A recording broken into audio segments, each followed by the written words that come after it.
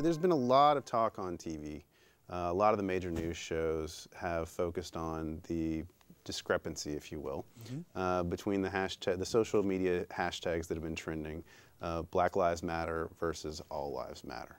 We've seen a lot of celebrities come out and talk about the misunderstanding of what it really means, and I just want to kind of get your thoughts on it as a black male and what the movement speaks to, and what your thoughts are of the counterpoint of All Lives Matter. Sure.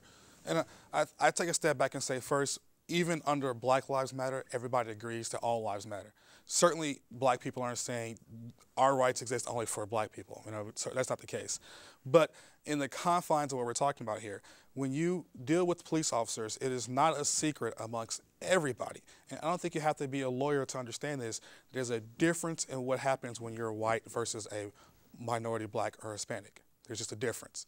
It's a difference in how you're treated and a difference in how you're expected to be treated. I think black people are expected to be even more demure than the way Sarah responded. I think we are taught to do. One of my friends told me when he gets pulled over, he puts his hands up like that, just in his car. He sits like that with his hands up. I asked him why. He goes, I don't want to get shot. This is pre-everybody else, by the way. This is pre-Ferguson. This is like years ago. And I was like, well, I don't do that crap. Now I think I might. I don't know. So back to your point, Black Lives Matter.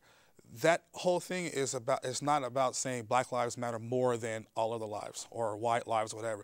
It's that we don't matter less.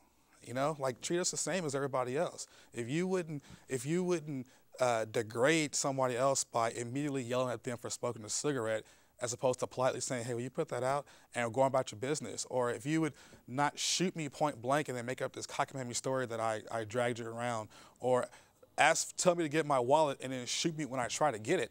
I mean, if you wouldn't do these things that are so over the top, we matter as much as everybody else.